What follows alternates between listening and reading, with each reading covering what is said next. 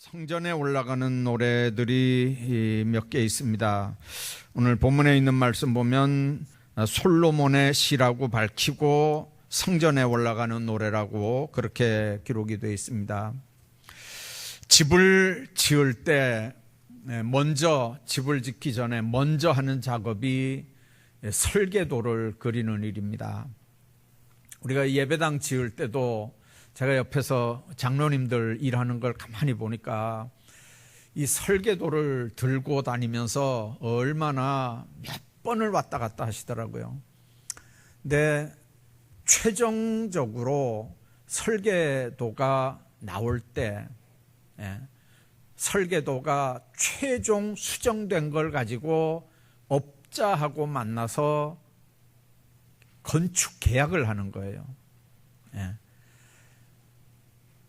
그런데도 몇 번을 설계도를 수정을 했는데도, 그런데도 업자가 이 건축을 설계도대로 건축을 하면서도 나중에 보면 이 주인하고 업자하고 간에 이렇게 의견이 안 맞기도 하고 또 의논해서 이렇게 그림을 바꾸기도 하고, 건축하는데 이제 아주 끝까지 이렇게 아주 서로 긴장을 하고 이렇게 일을 하는 걸 제가 봤어요.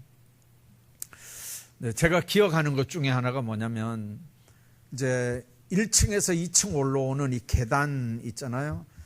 계단이 지금은 이렇게 내려다보면 이제 상관없는데, 이 처음에 그림을 어떻게 그렸었냐면 가운데가 뻥 뚫어지게 그렸어요. 그래서 2층에서 이렇게 내려다보면 가운데가 이렇게 뻥 뚫혀지게, 이렇게 만일 사람이 잘못하면 밑에 저 바닥에 이렇게 뚝 떨어지도록 이제 가운데, 그래서 이 그림에는 그렇게 돼 있는데 업자하고 장로님들하고 막 줄다리기를 해가지고 이 나중에 보니까 이 거푸집 만들 때 이걸 계단을 옆으로 길게 빼가지고 이렇게 문제가 안 생기도록 이제 그렇게 했어요. 근데 제가 다니면서 이렇게 보니까 어느 아파트에도 그런 데를 봤고요, 어느 교회 건물도 그런 걸 봤어요. 그림대로 그대로 공사를 해가지고 1층에서 2층, 2층에서 3층, 3층에서 막 4층 올라가는데 이렇게 밑에가 훤히 이렇게 보면 떨어지도록 이렇게 해놔서 망 같은 걸로 이렇게 막 막은 이제 그런 건축물을 제가 봤거든요. 여러분들, 건축을 할 때 수정을 하는 게 나을까요? 아니면 책상에 앉아서 그림으로 이렇게 수정하는 게 편할까요? 어느 게 편하겠어요? 공사 중에 수정을 하면요, 서로 불편해요. 돈도 더 올려달라 그러고 하여튼간 복잡해요. 근데 고칠 게 있으면 언제 고쳐야 되냐면, 그게 그림이었을 때, 그게 설계도였을 때 고치면 그래도 쉬워요. 그래서 그 설계도 가지고 우리 장로님들이 정말 얼마 동안 이렇게 고생하는 걸 제가 봤어요. 건물이 하나 만들어지는데도 그냥 머릿속에서 그냥 1층 집 짓는 것처럼 뚝딱 이렇게 되는 게 아니고, 설계도를 그리고 그 설계도 그림 그리는데 아주 진액을 뺍니다. 그리고 그 설계도 이게 잘 됐는지 안 됐는지, 뭐가 문제인지 막 아주 죽을 고생들을 해서 이렇게 하거든요. 그래서 집을 지을 때 설계도대로 하는 게 얼마나 중요한 일인지 모릅니다. 하나님의 집을 짓는다면 어떻게 지어야 됩니까? 하나님이 하신 설계도대로 지어야 됩니다. 구약성경을 보면 회막을 질 때, 성막을 질 때, 하나님의 성전을 질 때, 솔로몬 시대에 그냥 알아서 지은 게 아닙니다. 심지어는 노아 방주를 지을 때도 마찬가지입니다. 그냥 알아서 지은 게 아닙니다.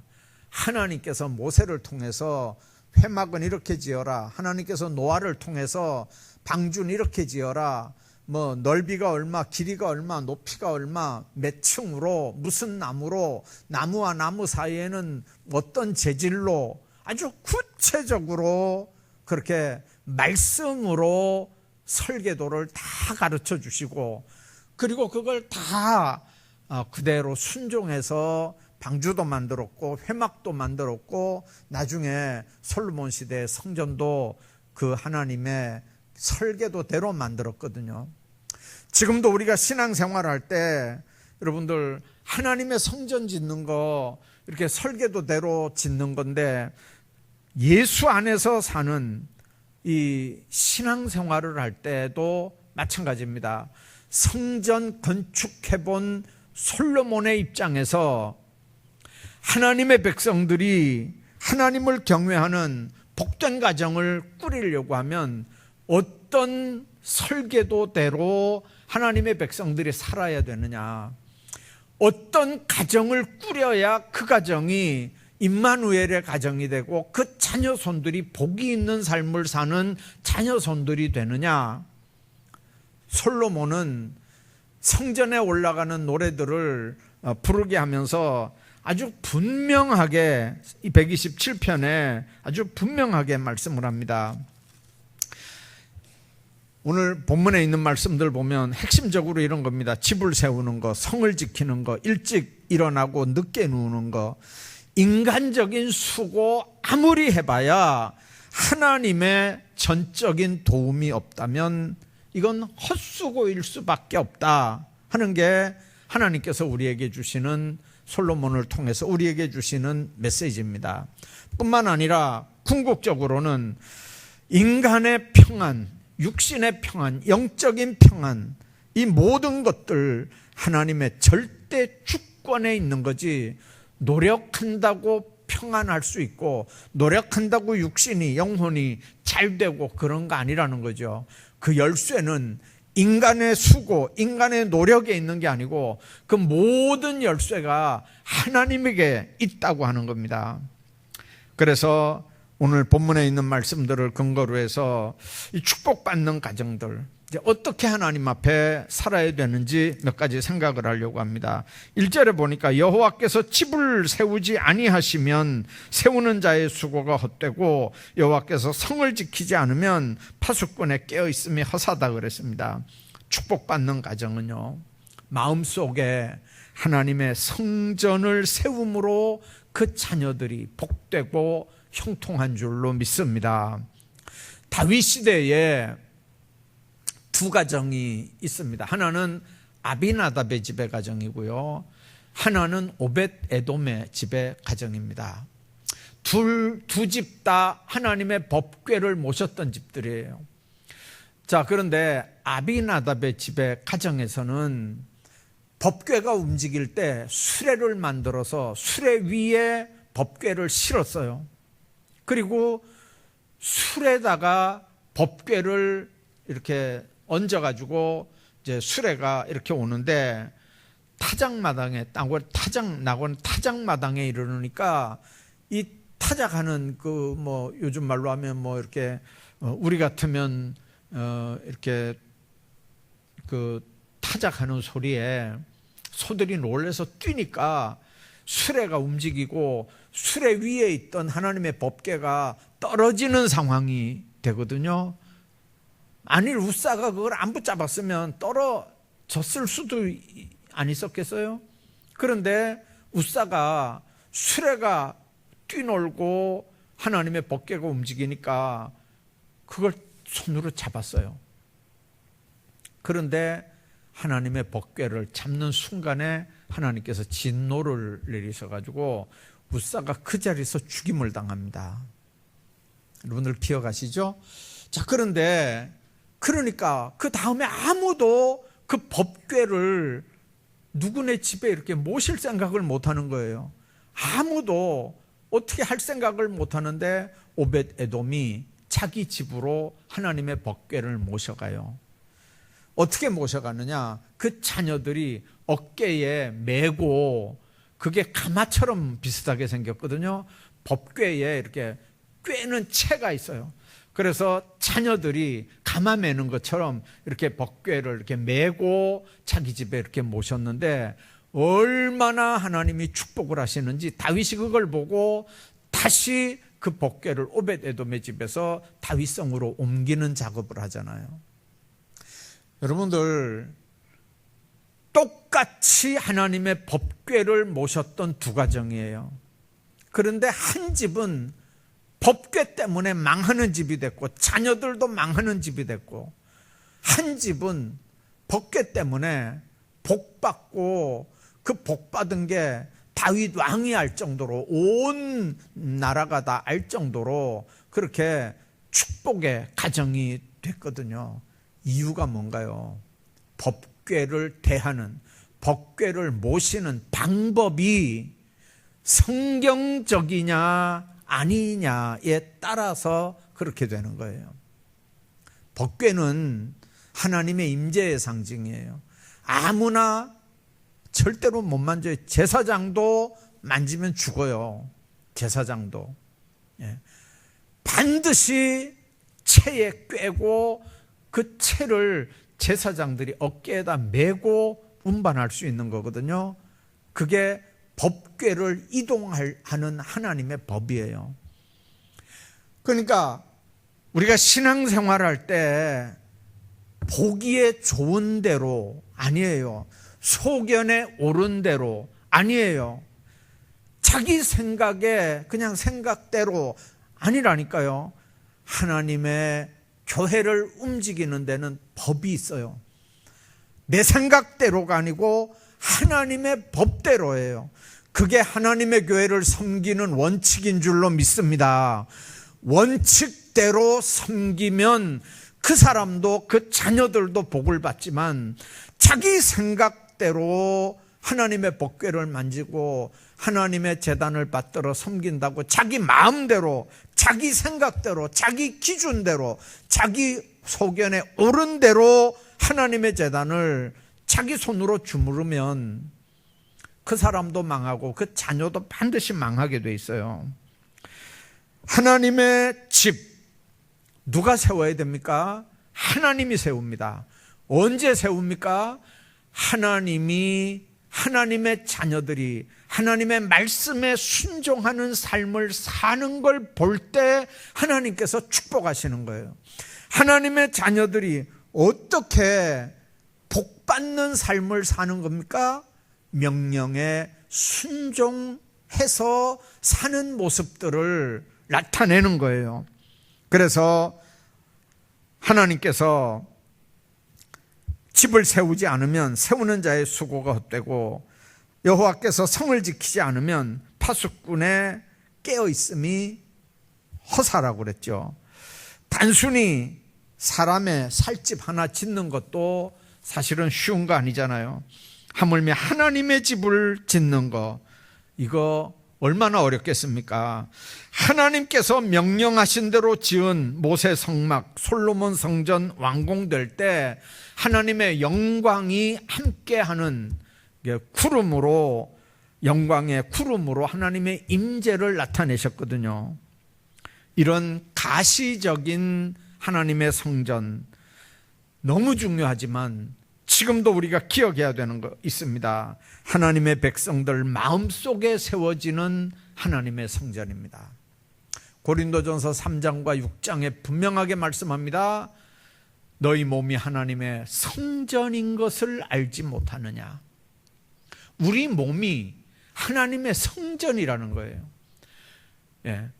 우리 몸이 하나님의 성령이 거하는 성전이라는 거예요. 그러니까 예수 믿는 하나님의 백성들이 마음속에 하나님의 성전인 걸 알고 하나님의 성령을 내 마음속에 모시는 거예요. 그리고 그 성령께서 나에게 감동하는 대로, 성령이 나에게 명령하는 대로, 성령이 나를 이끄는 대로 순종하며 살아가는 게 신앙생활인 줄로 믿습니다. 우리는 믿음 좋다고 하는 사람들에게서 엉뚱한 일들을 보게 돼요. 왜 그러냐면 믿음이 좋은 사람들은 어떤 사람들이에요? 다 하나님이 알아서 한다고 아주 잘 믿는 사람이에요. 내가 이렇게 하는 거, 이거 다 하나님이 이해한다는 거죠. 여러분들, 하나님이 이해하시겠죠. 그러나 하나님이 원하지 않는 삶을 살 때는 로마서 7장에 있는 말씀처럼 6장에 있는 말씀처럼 탄식하시는 거예요. 하나님의 성령이 말할 수 없는 탄식을 하는 거예요. 하나님의 성령을 모시고 세상을 사는 사람들에게 있어서 정말 중요한 건 내 안에 계신 하나님의 성령이 계시는 하나님의 성전이라고 하는 걸 늘 기억하면서 하나님의 성전, 마음속에 하나님의 성전을 세워가는 일들을 우리가 해야 됩니다. 그래서 성도들이 가는 곳마다 하나님의 형상을 보여주는 하나님의 움직이는 성전들로 살아가는 거예요. 부모의 가장 큰 사명은 뭡니까? 자녀들을 세우는 일이잖아요.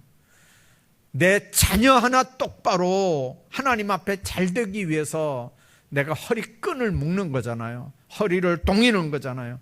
밤잠 안 자고 새벽 제단을 쌓고 밤잠 안 자고 철야를 하고 금식을 하고 하나님 앞에 자녀들 형통하기를 위해서 기도하는 그 일이 뭡니까? 그게 부모들이 자녀를 하나님 앞에 올바로 세우는 부모의 사명이거든요.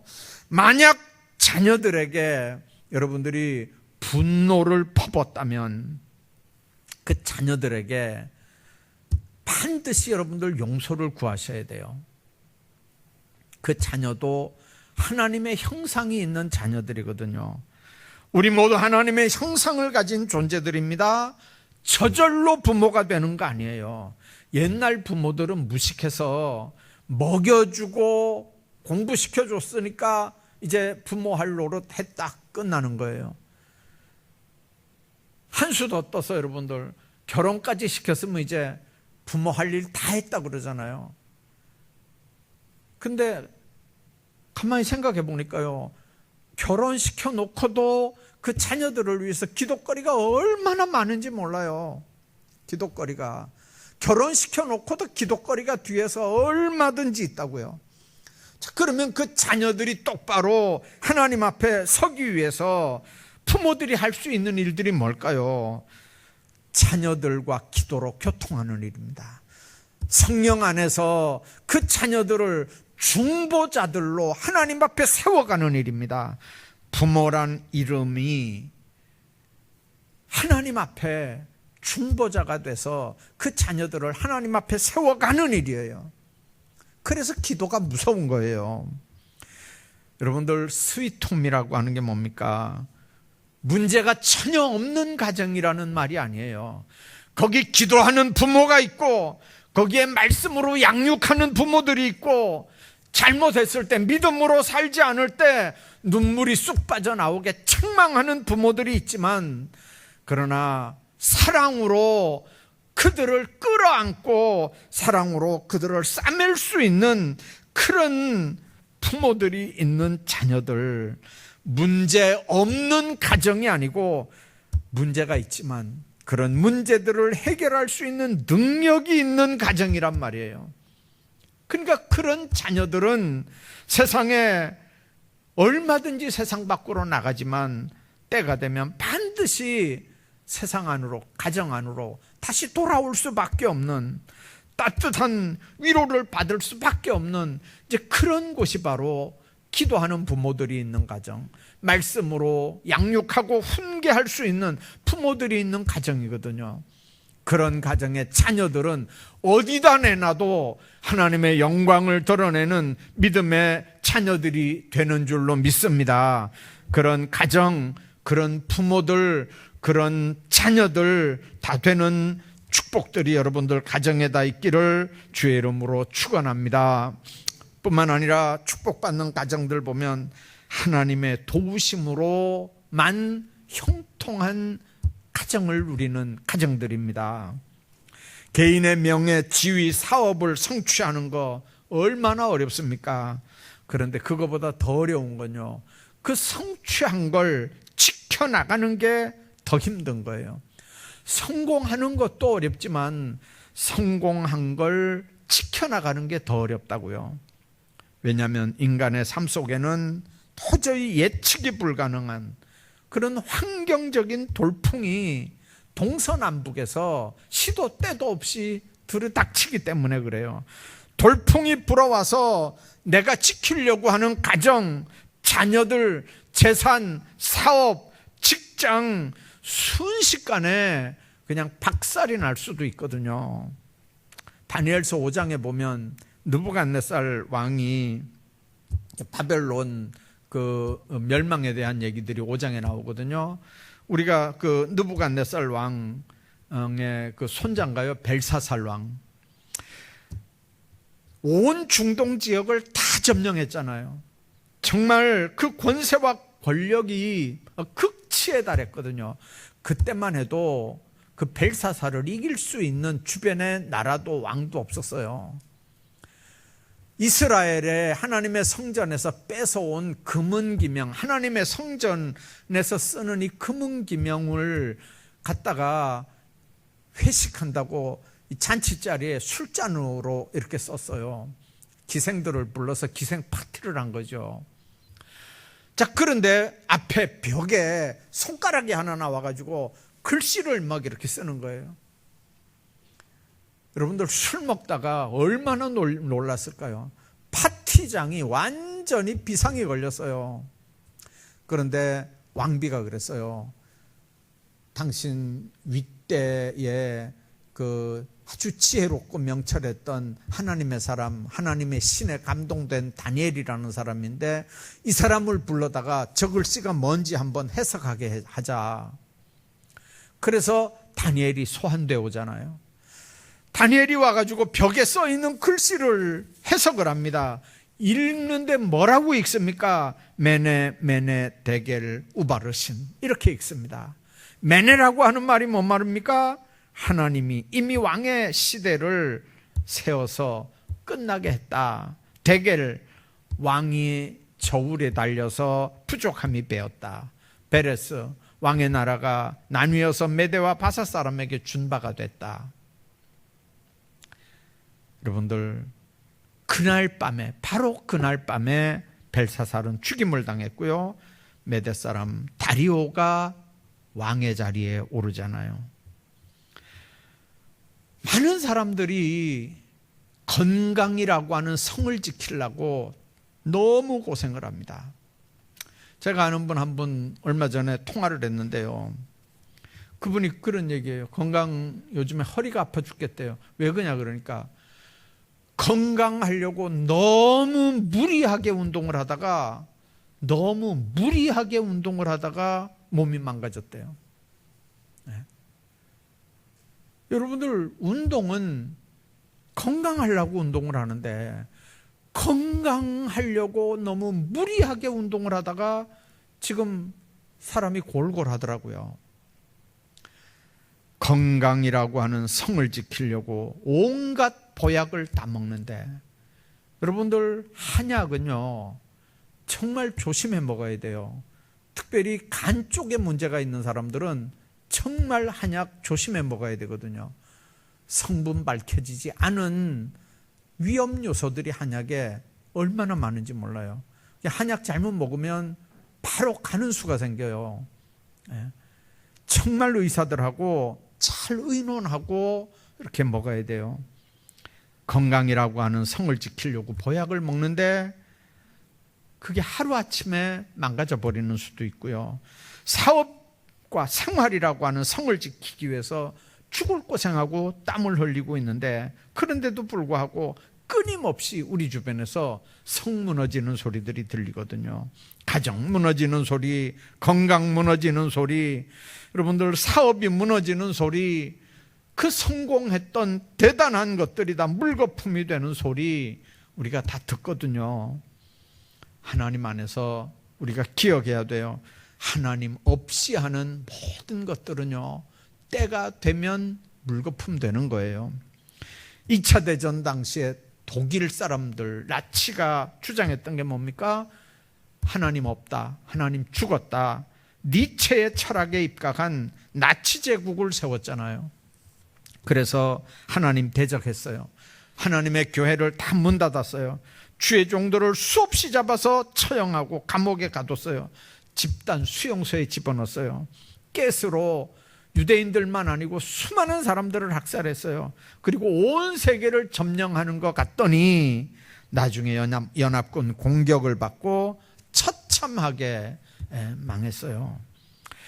여러분들, 일본도 마찬가지잖아요. 하나님 대적하고 교회마다 천황 숭배하는 가미다마 세워가지고 목사 장로들 다 가두고 교회 해산시키고 문 닫고, 우리 김천 지역에도 얼마나 많은 교회들이 있었는데 황금동 교회 하나만 놔두고 우리 지자교회도 그때 문 닫았어요.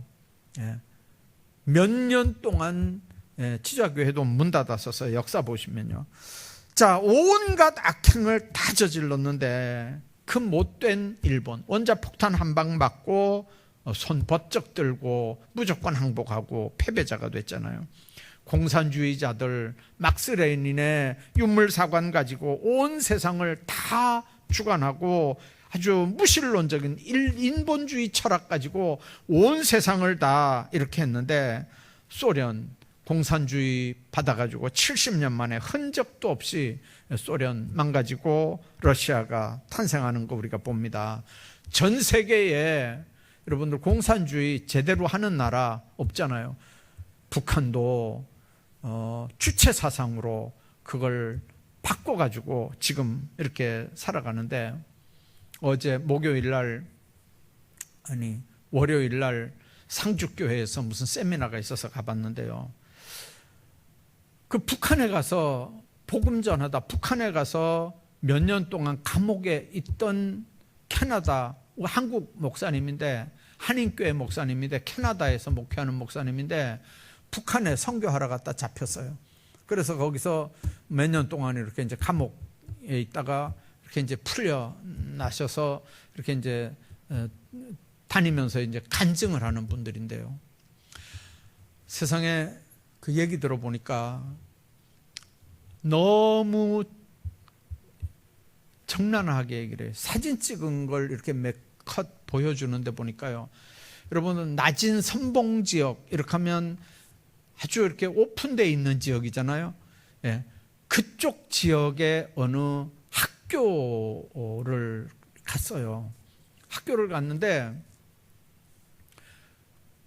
제일 나이 많은 애들이 19살짜리예요. 19살 손 들어봐 이렇게 하니까 몇 명이 손을 이렇게 들어요.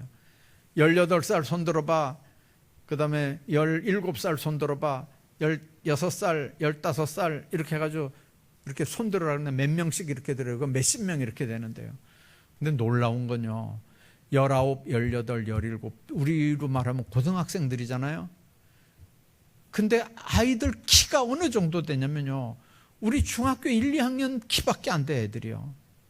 그러면서 그분 하는 얘기가, 키가 남한하고 비교하면요 키가 30cm가 작대, 애들이요.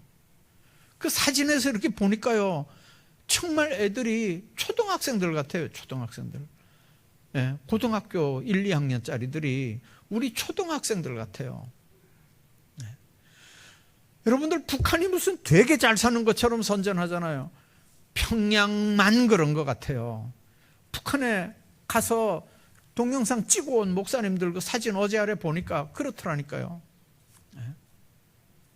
그러면서 그분 하는 얘기가 뭐냐면, 북한이 지금 그 주체 사상이라는 게 종교라는 거죠. 종교. 근데 참 희망이 있는 게, 일본은 신이 뭐 8,000개인가 뭐 얼마 된다며요. 인도는 뭐 힌두교 신 포함해가지고 뭐 얼마라 그러잖아요. 북한은 신이 한 명밖에 없어요. 김일성. 그러니까 이 기독교 성경, 기독교 교리를 아주 교묘하게 이용을 해가지고 만든 게 주체사상이래 가지고, 이거는 들어가기만 하면 김일성 자리에 하나님 놓고 이렇게 이름만 바꾸면 아주 사람들이 딱 이해할 수 있도록 그렇게 돼 있대, 지금요. 주체사상 이론이. 이제 그분 설명하는 거 몇 가지 이렇게 설명하는 거 들으니까 얼마나, 근데 이게 이제 우리도 오후 예배 드릴 수 있으면 이제 그런 분들 좀 모셔다가 북한 실상 이렇게 보면요, 북한 좋아하는 사람들은 좀 보냈으면 좋겠어요. 거기 가서 살라고. 거기 가서 살라고 좀 보냈으면 좋겠어요. 그분 하는 얘기가 그거예요. 지금 한국 교회가 통일만 되면 교회 세우겠다고 교회들마다 어느 지역에 가서 예배당 지을 준비 다 하고 있대요. 교회들마다. 어지간한 교회들은, 특히 이북로에 속한 교회들은 통일만 딱 되면 북한에 가가지고 어느 지역에 가서 예배당 세울 재정이 다 준비되어 있대요. 근데 문제는 아까 얘기한 것처럼 30cm 키가 적어 애들이요. 지금 그들을 먹여야 되고, 그들을 입혀야 되고, 그들을 도와줘야 되고, 그들에게 뭘 베풀어야 되는데, 이게 지금 이데올로기 때문에 선한 방법으로 도와줘도 이게 빨갱이라고 몰아붙이고, 이쪽에서는 스파이라고 몰아붙이고, 그러니까 이게 중간에 일하는 사람들이 죽을 맛인가 봐요. 어렵겠더라고요, 보니까요. 주님 안에서 우리가 생각해야 돼요. 정말 하나님 안에서 아무리 인간들이 노력하고 수고해도 열쇠는 하나님에게 있다는 사실을 우리가 기억해야 되거든요. 우리 모두가 다 집을 짓고 있는 자들이, 집을 짓는데 모래 위에 짓지 않고 반석 위에 짓는 자들이잖아요. 가정이라는 집을 짓고 우리가 세상을 살아갑니다. 하나님이 만일 가정이라는 집을 짓는데 안 계시면 어떻게 되는 거예요? 그 가정은 깨지는 거죠. 여러분들 자녀들이 성공하는데, 저는 요즘에 가만 한번 생각해 보니까 자녀들이 여러분들 검사 안 되고 판사 안 되는 게 참 감사할 것 같아요. 여러분들 자녀들이 검사 아닌 거 감사하게 생각하십시오. 어디든지 정치줄을 타야 될 거 아니에요. 그 잘못하면 나중에 다 감옥에 들어가겠더라고요, 보니까. 주님 안에서 우리가 뭘 해도, 사업을 하든 정치를 하든 농사를 짓든 뭘 해도 하나님이 거기에 함께하지 않으면, 하나님이 도와주지 않으면 우리 수고가 헛되다고 하는 걸, 이걸 아주 명심해야 됩니다. 하나님이 함께하지 않으면 종말에는 내용도 없고 공허한 인생이 된다는 거죠. 앤디 깁슨이라고 하는 아주 유명한 가수가 있었대요. 호주 사람이었는데 미국으로 이민을 갔는데, 가서 첫 해에 얼마나 노래를 잘 불렀는지, 19살이었는데요. 첫 해 200만 달러의 음반을 팔았대요. 첫 해에. 그 다음 해는 100만 달러의 음반을 팔았대요. 그리고 미국에서 최고의 영예인 그래미상을 2번이나 받았대, 이 사람이요, 깁슨이. 그런데 그때가 22살이었대. 19살에 들어가서 22살이었대요. 그런데 마약에다 손을 댄 거예요. 왜 그렇습니까? 첫 해에 200만 달러 음반을 팔았는데, 그 다음에 100만 달러 음반을 파는 거예요. 그러면 그 다음에는 얼마를 팔까요? 200만 달러 팔고 100만 달러 팔고, 그러면 그 다음에는 까딱 하면 50만 달러 파는 거예요. 그러니까 불안한 거예요. 그러니까 마약에 손을 대는 거예요. 나중에 이 마약하다가 나중에 있는 돈 다 까먹고 나중에 비참하게 죽었는데 150달러의 빚을 지고 죽었대요. 그 옆에 있었던 친구들이 왜 죽었나 이렇게 분석을 해보니까 너무 공허했고 그 영혼이 텅 비어서 그렇게 마지막에 살았다는 거죠. 여러분 한번 생각해 보십시오. 세상적으로 명예도 있었어요. 젊은 사람들의 우상이에요. 떼돈을 벌었어요. 사람들 보기에 그 인생이 아주 잘 나가고 대단했는데 하나님이 세운 집이 아니니까 그 인생은 순식간에 무너지는 거예요. 1층 집이 무너질 때가 요란할까요? 10층 집이 무너질 때가 요란할까요? 세상에 하나님 안 섬기면서 10층, 20층, 30층 올린다고 성공하고 뭐 부러워할 거 아무것도 없어요. 하나님 없으면 무너짐이 심한 거예요. 나중에 그 후유증은 무서울 만큼 커지는 거예요. 하나님 없이 인간의 힘으로 싸우려고 하는 가정 바벨탑, 생애의 바벨탑, 사업의 바벨탑, 성공의 바벨탑, 그거는 하나님이 함께 집을 세우거나 성을 지키지 않으면 높이 쌓으면 쌓을수록, 성공하면 할수록 무너짐의 후유증이 더 클 수밖에 없다는 걸 우리가 생각을 해야 합니다. 하나님 안에서 가난해도, 정말 어릴 때 너무 어렵고 힘들었어도 하나님 안에서 살면서 그 인생이 역전됐던 인생들은요, 얼마든지 있어요. 얼마든지 있습니다. 미국의 자동차 왕이었던 헨리 포드가 정말 마지막 이제 말년쯤 돼서 자기 고향에 이렇게 아담한 이렇게 집을 하나 지었대요. 근데 그 옆에 사람들이, 이게 회장님, 이건 너무 집이 초라하고 작지 않습니까? 그러니까 그 총수가 하는 말이, 헨리 포드가 했던 말이 그랬다 그러잖아요. 가정은 건물이 아닙니다. 비록 작고 초라해도 예수님의 사랑이 넘친다면 그곳이 가장 위대한 집이지요. 그랬다는 얘기입니다. 그 헨리 포드 기념관이 디트로이트에 있다는데요. 이제 그 기념관 들어가는 이렇게 입구에 보면 이런 현판이 있대요. 헨리는 꿈을 꾸는 사람이었고 그의 아내는 기도하는 사람이었다.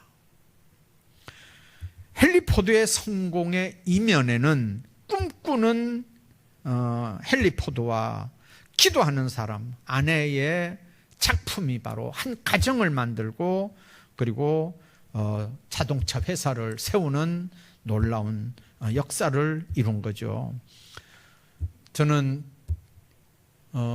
우리 자녀들도 그렇게 기도했지만 여러분들 가정의 자녀들도 그렇게 되기를 바랍니다. 자녀들이 결혼할 때 두 사람 중에 하나는 꿈의 사람이 됐으면 좋겠고요, 두 사람 중에 하나는 기도의 사람이 됐으면 좋겠어요.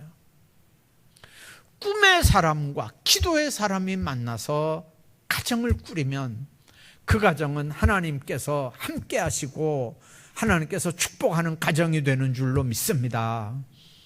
꿈이 있는 가정, 그 꿈을 놓고 기도할 수 있는 가정. 그래서 사람이 일찍 일어나고 늦게 누워도 하나님이 함께하지 않으면 수고의 떡을 먹으면 헛되지만 하나님이 함께하면 그렇게 땀 흘려 수고할 때 얼마나 축복의 역사들이 가정마다 자녀들에게 나타나겠습니까? 하나님께서 돕고 행하시는 축복의 역사가 여러분들 가정에도, 여러분들 자녀 손들에게도 함께하는 놀라운 역사들이 있기를 주의 이름으로 축원합니다.